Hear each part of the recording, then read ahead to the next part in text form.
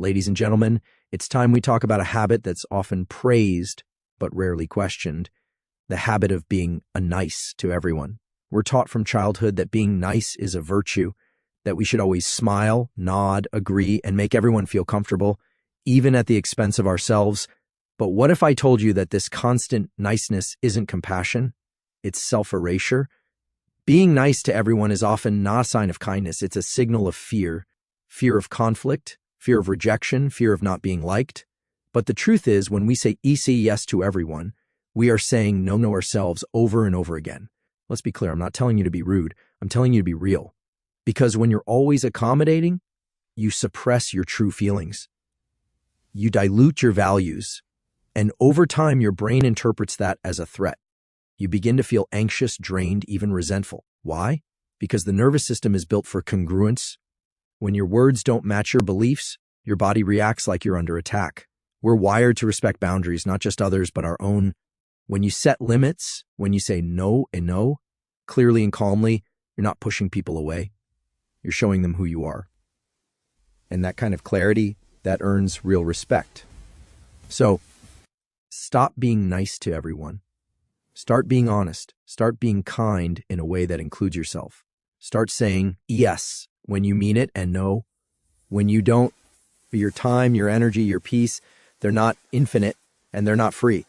Chronic people-pleasing is not just a psychological pattern, it's a physiological one. When you continually suppress your own needs to meet the expectations of others, your nervous system interprets that suppression as a threat. Each time you override your true response, whether it's disagreeing, saying no, or expressing discomfort, you activate a subtle but cumulative stress response in the body. This response involves increased activation of the hypothalamic pituitary adrenal HPA axis, leading to elevated cortisol levels. Over time, that chronic elevation of stress hormones has consequences. It dysregulates your circadian rhythm, impairs your immune function, and reduces the brain's capacity for focus and emotional regulation, especially in regions like the prefrontal cortex and the hippocampus. Neuroimaging studies show that self-silencing behavior, like saying yes when you mean no, lights up the brain's anterior cingulate cortex and insula, both involved in error detection and emotional conflict. Your brain literally flags these moments as internal violations, creating a state of cognitive dissonance. The more you repeat this behavior, the more the brain adapts to tolerate it, but at a cost. It builds internal tension, a subtle sense of unease that eventually surfaces as anxiety, burnout, or resentment. This isn't just about avoiding conflict with others, it's about the constant conflict within yourself, and the body keeps the score. Over time, the neural circuits involved in self-worth and assertiveness begin to weaken, while those associated with fear and over-monitoring, like the amygdala, strengthen. In simple terms, being a nice all the time wires your brain for chronic stress. And that stress doesn't just affect your relationships. It affects your sleep, your focus, your health, and ultimately your ability to function as your authentic self. Authenticity is not just a social virtue, it's a biological signal.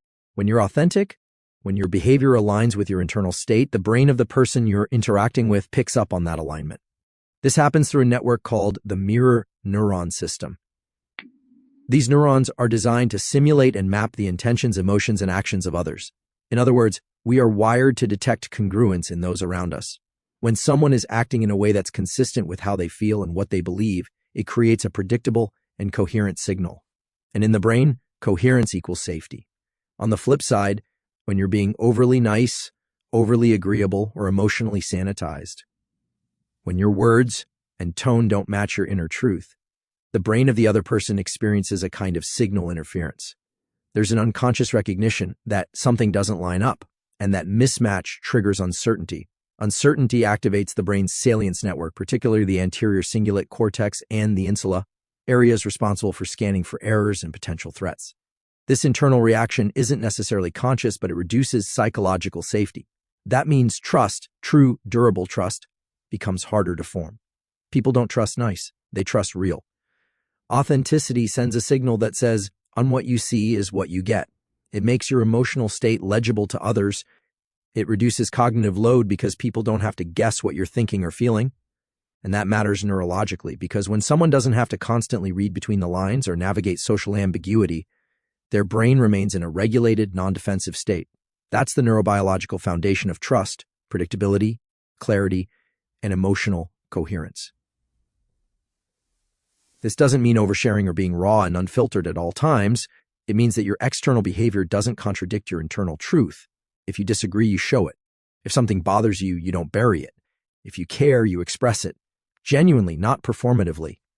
This kind of alignment activates what's often referred to as neural resonance, a kind of synchrony between people that allows for deeper connection and psychological safety.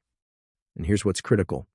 When you consistently show up as yourself, you begin to condition others to feel stable in your presence. Over time, they come to know that your reactions are reliable. That stability creates the space for mutual respect, even if there's disagreement. The brain prefers someone who is firm and clear over someone who is agreeable but vague, because clarity provides feedback, feedback provides learning, and learning builds durable relationships. So, when you suppress what you think or feel just to be liked, you're not only betraying yourself, you're giving off signals of inauthenticity that reduce your ability to connect. And your nervous system feels that tension too. You're keeping part of yourself hidden. And that internal split creates friction, emotionally, cognitively, and even physiologically. Long-term, the habit of being performatively nice doesn't build closeness, it builds confusion. What builds closeness is congruence, being clear, being direct, and showing others that the version of you they see is actually the real one. That's what the brain recognizes. That's what builds trust. Nice is not the same as kind, and while they're often used interchangeably in conversation, from a neurobiological and psychological standpoint, they arise from entirely different internal states. Niceness is frequently a response to external pressure. It's a learned social strategy rooted in the need for safety, approval, and conflict avoidance. When someone is being nice, especially in the face of discomfort or disagreement, what's usually happening under the surface is a suppression of genuine emotion. They're overriding their own nervous system's signals in order to maintain harmony. This isn't inherently malicious, it's adaptive. It's often something we learn early in life, especially in environments where love or acceptance was conditional. The nervous system internalizes that message: being likable keeps me safe. Being honest might lead to disconnection. This form of niceness often activates the brain's salience and threat detection networks, particularly the amygdala, which constantly scans for signs of danger, social or otherwise. If you've been conditioned to associate disagreement or disapproval with rejection, the amygdala lights up even in minor interpersonal tension. The result? You smile when you're upset. You agree when you don't. You stay quiet when your instincts are telling you to speak. This pattern activates what's known as emotional inhibition, and it's regulated largely by the medial prefrontal cortex, an area of the brain that tries to suppress limbic emotional reactivity in the name of social survival. But this suppression comes at a cost. Over time, the repeated habit of silencing your real thoughts or feelings, especially under the banner of a being nice, leads to a buildup of internal tension. This tension is physiological. It increases sympathetic nervous system activity. It raises baseline levels of cortisol and adrenaline. You begin to live in a state of quiet friction, not with the world, but with yourself. And that friction is exhausting. You're not just trying to manage your relationships, you're working against your own biology to do it. Now contrast that with kindness. Kindness does not come from a fear-based place. It's not about keeping the peace at the expense of your truth. It's about choosing compassion while remaining grounded in your own sense of self. When someone is being kind, they're acting from a regulated nervous system. The vagus nerve is activated, heart rate variability is balanced, and their brain is functioning in a state of integrated calm. They can assess what another person needs without abandoning what they themselves feel. This is not suppression, it's awareness. It's an informed, conscious decision to meet others with care, not out of fear, but out of choice. From a neurochemical standpoint, this difference matters. Suppressing emotion to be nice drains cognitive resources. The dorsolateral prefrontal cortex works overtime to inhibit honest expression. But when you're kind from a place of self-alignment, your brain doesn't have to do that extra work. Dopamine and oxytocin levels actually support the interaction, reinforcing connection without the internal cost. The truth is, kindness is stronger than niceness. It requires more internal regulation, more self-awareness, more clarity. It means you're willing to disappoint people in the short term in order to be honest in the long term. It means you can say a no calmly without guilt. That's not rude, it's clear. And clarity is what builds stable, trustworthy relationships. Nice people often feel burned out, resentful, or unseen because they've trained others to respond to a version of them that isn't real. Kind people, on the other hand, are respected. Not because they always say the right thing, but because what they say and do is consistent with who they are. Their nervous systems aren't hijacked by people-pleasing reflexes. They can show up, be present, and hold space for others without disappearing in the process. So when you catch yourself being nice, especially when it feels like a reflex or obligation, it's worth pausing and asking, what am I avoiding? Is this genuine care or is it fear of disconnection? Your nervous system knows the difference, and over time, so will everyone else. Because kindness has a different frequency. It resonates, it lands, it lasts. Niceness is about control. Kindness is about connection. One drains you, the other builds you. Train your nervous system to know the difference and choose accordingly. The prefrontal cortex, the region of the brain right behind the forehead, is responsible for what we often think of as the most human.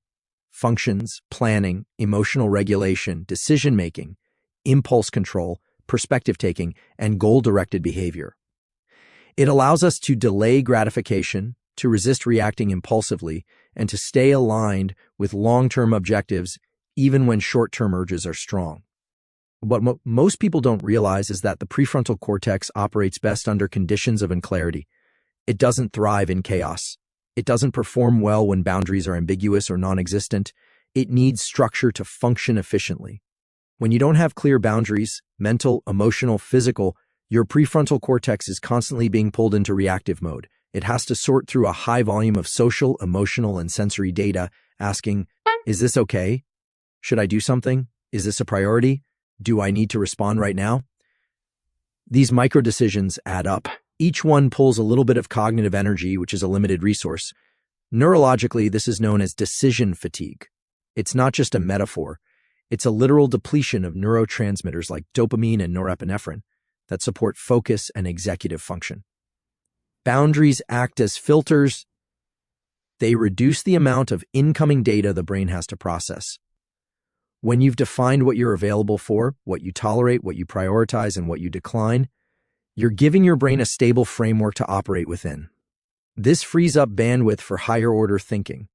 It allows you to stay emotionally regulated in the face of challenge rather than spinning into reactivity or exhaustion. Without these filters in place, your prefrontal cortex is forced to operate in a state of ongoing vigilance. And vigilance is metabolically expensive. The result is a shift from executive function to survival mode. Instead of thoughtful, intentional responses, you start reacting from older, faster, more primitive parts of the brain, like the amygdala. You become more emotionally impulsive, more distractible, and less able to hold a coherent sense of self. That's the paradox. When you try to stay open and available to everything and everyone, your brain becomes less capable of being present with anything because it's flooded, it's dysregulated, it's overwhelmed. And it's not just the prefrontal cortex that suffers. The anterior cingulate cortex, which helps detect conflict and regulate attention, starts to fire more frequently in the absence of boundaries. It picks up on the incongruence between your actions and your values. If you keep saying yes when you mean no, or absorbing the emotions of others without pause, this brain region essentially keeps flagging internal error. You're out of alignment. And the longer that pattern continues, the more tension builds, not just psychologically, but physiologically. We see downstream effects in the autonomic nervous system. Without clear boundaries, you live in a state of subtle sympathetic arousal. Your heart rate is slightly elevated, your breathing is shallow, and your system becomes primed for fight, flight, or freeze. You might not notice it at first. Maybe it just feels like irritability or fatigue, but over time, this wears down your ability to regulate. Sleep suffers, focus degrades, mood becomes unstable, and the body starts to speak up through symptoms, headaches, tension, burnout. Boundaries reset the nervous system. They create the kind of predictable environment that the brain needs to feel safe, not because you're avoiding challenge, but because you're giving your prefrontal cortex the bandwidth to face that challenge with strength rather than depletion. You're reducing noise so signal can emerge, and that signal is what allows for clarity, decisiveness, and creativity. When you say no to what's misaligned, When you protect your time and energy, you're not being selfish, you're honoring the brain's biological limits. You're working with your neurophysiology instead of against it. And ironically, that makes you more available to others, not less. Because now you're showing up from a regulated state. You're present, not fragmented, grounded, not resentful, clear, not confused. So if you find yourself scattered, drained, reactive, or emotionally off-center, don't just look at your habits, look at your boundaries. The prefrontal cortex isn't weak, it's simply sensitive to overload. It needs parameters. It needs clarity. It needs to know what are we responsible for and what are we not, what deserves our energy and what doesn't. Boundaries are not limitations. They are conditions for optimal brain function. Without them, the mind fragments. With them, it integrates. Respect isn't a product of how well you follow rules, how agreeable you are, or how quickly you conform to what others expect from you. It's not generated by compliance. It's forged through consistency, through integrity. The alignment between what you say, what you do, and what you believe, even under pressure. And when we look at this through the lens of neuroscience, this distinction becomes especially clear. Compliance is often driven by external cues, social pressure, fear of rejection, or the desire to avoid conflict. These behaviors are mediated by the brain's social threat detection networks, particularly the amygdala and anterior insula. These regions become active when we perceive risk to our social standing or belonging. So when you're complying just to keep the peace, you're essentially reacting to a sense of danger, not making a values-based decision. The brain interprets disagreement, disapproval, or confrontation as a kind of threat to survival, because throughout evolutionary history, exclusion from the group often meant real danger. In these moments, the nervous system is in a state of defense. You may say, once yes, when you mean no, or suppress your perspective to avoid upsetting others. Over time, this has a cost, not just emotionally, but neurologically. The more often you prioritize safety through compliance, the more you reinforce a circuit in the brain that associates authenticity with danger. The result is a gradual erosion of self-trust. You begin to question your own instincts. You become more hesitant, more anxious, less centered. Now contrast this with integrity. Integrity originates from a stable, regulated nervous system. When you act with integrity, you are not making decisions based on fear. You're making them based on principle. This comes from the prefrontal cortex, particularly the ventromedial and dorsolateral regions, which allow for values-based reasoning, future planning, and emotional regulation. These areas give you the capacity to pause, to reflect, and to choose a response that's in alignment with who you are, even if it's unpopular, inconvenient, or misunderstood. The key here is that integrity is metabolically expensive in the short term, but efficient in the long term. It takes effort to say the hard thing, to hold your ground, to walk away from what doesn't feel right. But that effort creates internal coherence. When your words, actions, and values are aligned, the anterior cingulate cortex, which tracks conflict between internal states, goes quiet. There's no tension to resolve. Your system experiences congruence. That congruence leads to psychological stability, which is not just a feeling, it's a neurochemical state. People respect what they can predict, not predict in terms of compliance, but predict in terms of integrity. If someone knows that you'll bend to every situation, they may like you, but they won't trust you deeply. Trust doesn't come from how well you please others. It comes from how clearly you stand in your truth, because that's what gives people something solid to relate to. It gives them a reference point. And that reference point activates a different part of the brain, not the fear circuitry, but the networks related to stability, empathy, and cooperation. The brain is a pattern detection machine. It's constantly asking, is this person consistent? Do their behaviors match their words? Do they show up the same way when it's easy and when it's hard? That's how respect is formed, not through perfection, but through integrity over time. Because integrity creates reliability, and reliability is the foundation of respect. When someone respects you for your integrity, it's not contingent on whether you always agree with them. It's based on something deeper. It's based on the felt sense that you are guided by something steady, that you don't change who you are to fit into a situation, that you'll tell the truth even when it's uncomfortable. And that builds something in the brain that compliance never will, psychological safety. People feel safer with someone who is clear and principled, even if they don't always see eye to eye, than with someone who's agreeable but unpredictable. This isn't just about external perception either. When you live with integrity, you generate internal respect, and that changes your biochemistry. You lower cortisol levels. You increase heart rate variability. a marker of emotional resilience. You activate parasympathetic regulation, which supports rest, recovery, and focus. Your system becomes more efficient, more powerful, because it's not wasting energy managing contradictions. So if you're seeking respect, real, grounded, durable respect, it doesn't come from being the most likable, agreeable, or compliant. It comes from the daily practice of aligning your choices with your core values, even when it's difficult, especially when it's difficult.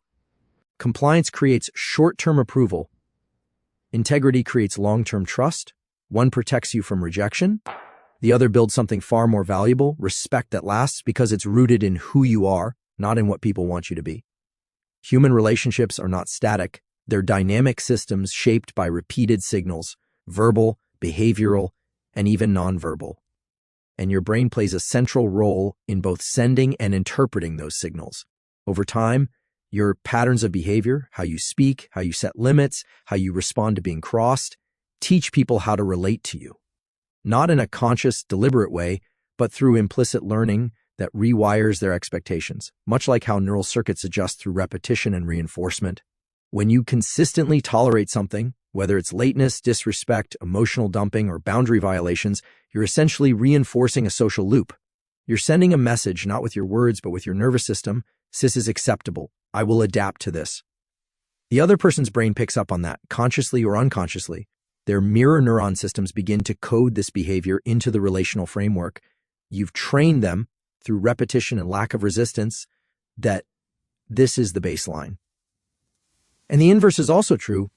When you hold a clear boundary, when you speak up with calm precision, when you remove yourself from dynamics that don't serve your well-being, you're sending a very different signal. You're introducing what neuroscientists would call a prediction error. Their brain expected one outcome, compliance, silence, forgiveness without consequence, but instead encountered a new behavioral pattern. That discrepancy forces a recalibration in their neural circuitry. It disrupts the expectation and updates the model. That's how change starts. The nervous system adapts through repeated exposure and response. It's plastic. It learns. So do people. If you constantly override your own needs to avoid friction, you're not just keeping the peace. You're creating a conditioned response. You're reinforcing the idea that your time, energy, or emotional space is flexible. And eventually others will stop checking in before they step into it, not necessarily out of malice, but because you've trained them to believe they can. What makes this even more complex is the role of reward pathways, particularly dopamine. When someone gets their way by pushing past your boundaries and you yield, they get a dopamine hit. It reinforces the behavior. Just like in operant conditioning, they learn, this works. And unless that reward cycle is interrupted, by resistance, by clarity, by accountability, it will persist. On your side of the equation, there's also a neurological loop. If you've grown up in an environment where people-pleasing, conflict avoidance, or hyper-accommodation was necessary for connection or safety, your brain has associated self-abandonment with survival. The anterior cingulate cortex, which tracks social pain, lights up when you even consider asserting yourself. The fear isn't irrational, it's conditioned. But here's the key. Those circuits are malleable, and they can be rewritten. The process starts with awareness, but it doesn't stop there. Neuroplasticity requires repetition. If you want to retrain the people around you to treat you differently, you have to retrain yourself first. You have to practice new behaviors, calmly saying no, pausing instead of reacting, walking away instead of justifying. And you have to do it over and over again, even when it's uncomfortable, because what you allow is what continues. And what you reinforce through behavior and boundaries is what reshapes the relationship. None of this is about control or manipulation. It's about coherence. You're aligning your external interactions with your internal reality. You're bringing congruence into your nervous system. That creates stability, not just within you, but in the environment around you. When others know where your lines are, they stop testing them. When you show that you can tolerate temporary discomfort in service of long-term alignment, people start to engage with you differently, not because you've demanded it, but because you've modeled it. The brain and the social systems it operates in responds most powerfully to clarity. You don't need to explain, defend, or convince. You need to be consistent, because consistency rewires perception, and perception drives behavior. So if you want to be treated with respect, start by respecting your own limits. If you want emotional reciprocity, stop overextending. If you want honesty, stop pretending everything is fine. You don't get what you deserve. You get what you demonstrate you will and won't accept. You're always training people. Every interaction is data. Every boundary set or ignored is feedback. And your nervous system is leading that conversation, whether you're aware of it or not. So train it first, regulate it, align it with your truth, and let your relationships reorganize around that. Because they will.